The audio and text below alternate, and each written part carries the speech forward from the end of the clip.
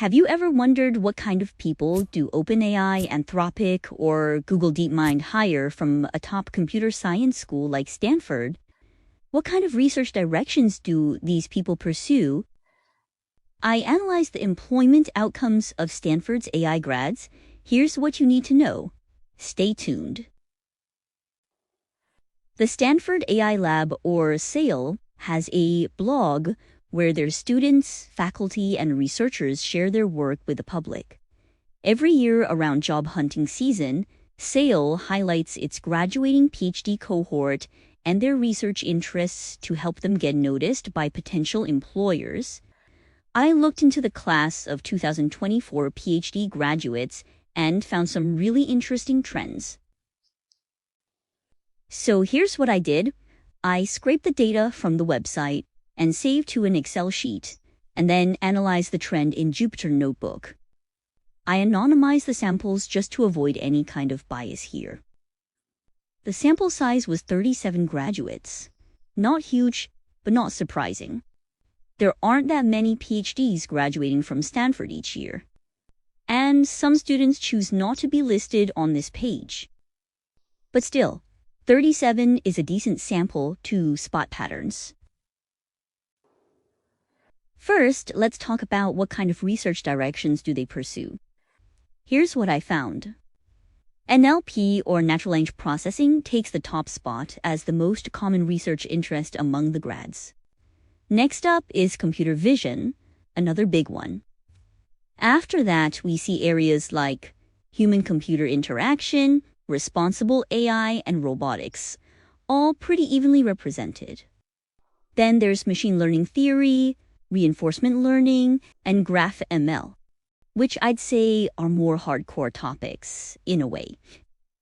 Finally, there are those focusing on applied areas like AI-assisted healthcare, computational education, and neuroscience. Interestingly, very few grads listed generative models or ML as their research focus. That's surprising, right?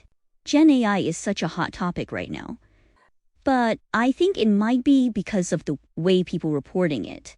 Some people working on generative models probably label their work under broader categories like NLP or computer vision, which are more about the data modality than the technique itself.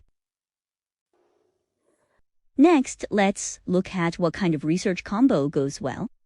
As expected, quite a few people focus on natural language processing and computer vision at the same time. This is a great time to be doing multimodal research.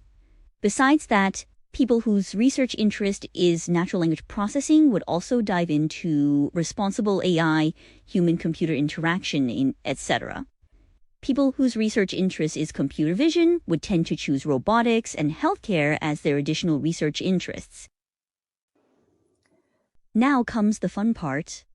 What does the job placement look like, and where do they work now? This list came out in January 2024, and by now, these students have probably already secured jobs. So I checked out their LinkedIn profiles and personal websites to see where they're working. Of course, there were a few I couldn't find any employment info for. Here's what I found. 6 people decided to work at startups, and 3 of them are founders or co-founders. 13 graduates joined big names like Google DeepMind, Anthropic, OpenAI, Waymo, NVIDIA, and Meta. 3 graduates are heading into academia as assistant professors, and 2 are staying academia for now as postdocs. To be honest, I actually expected there to be more people staying academia. I guess the ones who don't pursue industry jobs tend not to promote themselves on these blog posts, in particular. You might wonder, what kind of people do companies like OpenAI, Anthropic, and Google DeepMind look for? Looking at this list, there's a clear difference in the types of PhD-level researchers that OpenAI and Anthropic seem to hire. Anthropic appears to favor candidates with a background in natural language processing and ML theory. On the other hand, OpenAI hired someone with expertise in optimization, likely involved in training stability and model optimization. According to Google Scholar, this person later contributed to the O1 report. Another OpenAI hire focused on world modeling in his PhD, which makes sense for Sarah, although it seems like he's doing post-training now.